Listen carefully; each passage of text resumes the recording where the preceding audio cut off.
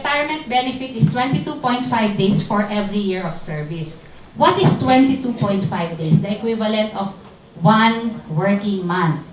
But how many months are there in a year? 12. So there's no need to get out your calculators. You very well know that your employer is only giving you 1 month for every year of service. So how can that be enough? Right? So having a policy can augment your retirement benefit.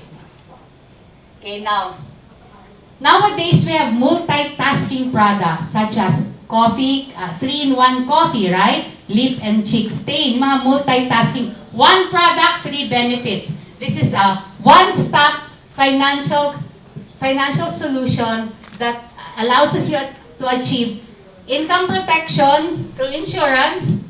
Remember, it's not enough to save, we need to invest.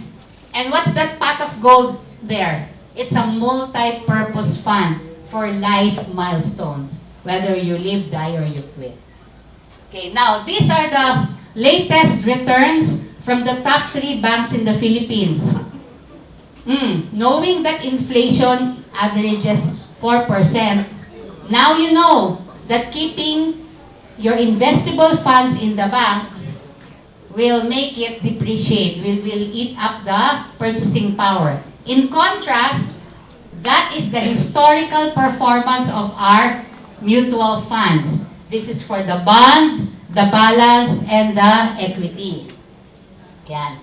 So, this is the latest historical performance of the VUL or the insurance, investment-linked insurance product that we have. We show here the peso equity. Now, next. Now, this is the story of 2 people, 2 friends who are both 35 next, who said, let's invest towards our retirement. They're both 35 and they agree, let's set aside 10,000 a month for the next 10 years. So 10 years lang. So 35 to 45 years old, and then they wait until 60, 15 years to wait.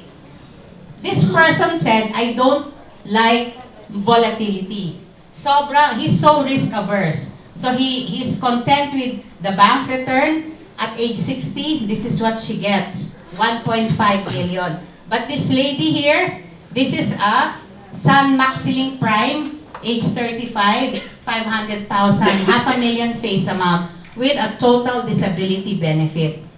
So the same amount, the same number of years, but look what the difference in interest rate makes. No? It's a no-brainer that you can save for retirement using Sun Maxilink Prime.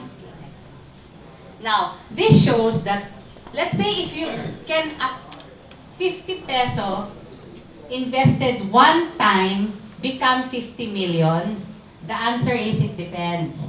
It depends on your time frame, number of years, and the interest rate. The question is 50 pesos one time all you can invest? I don't think so for the most of us. So the next slide will show how different amounts can become 1 million. So you can see here that even an ordinary working class Filipino can become a millionaire if you only have the commitment and the resolve to save regularly. Okay, next po. Now, the company I represent is Sun Life Financial. The only thing I'll say about this slide is our credit rating. Because even if we say we've been 120 years, there are institutions that go under, even if they've been around 100 years. The only thing I'll say is that our credit rating of AA is higher than the Philippine economy. Because the Philippines is BB+, but we are AA. And what is credit rating? The ability of an organization or of a country to meet future obligations. Meaning to say, if a nuclear bomb dropped right now and all 600,000 policyholders perish, we can pay our claims. And that's what the public, that's all they care about. Are you going to be there when I retire? Diba? Okay, next one. Now, these are our subsidiaries. Next. And these are our assets, latest assets. Okay, next. Now, this is our mission. The It's Time campaign is towards financial freedom for Filipinos. because a country is only as prosperous as its citizens. Now, in the company I serve, the vision of the chief human resource person is to have a debt-free workforce where employees become regular savers. That's all. That's the vision. I'm being tasked to convert at least 40% of the organic manpower. Now, this is the solution which I presented and which was approved. Next. Okay, next. So, here. The average client that I have is 25 years old. They're all millennials. And the average monthly premium, because this is worksite marketing through salary deduction, the average premium is 1,500 per month. So in this case, I'm offering 500,000 Sun Maxilink Prime. This is how I explain the proposal. I make it a point to walk through the illustration so that by the time that they get the individual programs, they already know how it works, right? It's not like I like the talk and then, hey, what's this? No surprises. So I say, by saving 66 pesos a day, you create a 1 million cash asset.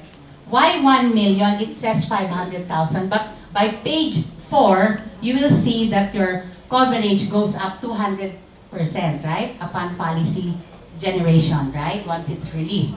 So here, I explain, okay, step by step.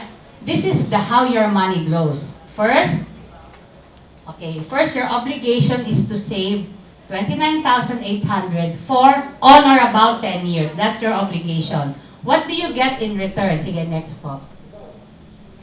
Ayan. So first of all, you achieve income protection or family's income continuation of 1 million. Now, this one, right? For your beneficiaries. But this portion, it is a multi-purpose fund. That's your investment amount, the fund value. I say it, pera habang buhay, money while you're alive. This table. And then next, this will also settle your estate tax and multi-purpose fund when you retire. So the retirement age in their company is 60. So when you turn 60, depending on the future return, you can withdraw. But if you still want to be covered, I say withdraw 80% maximum, leave 20%, and you're still insured until age 88.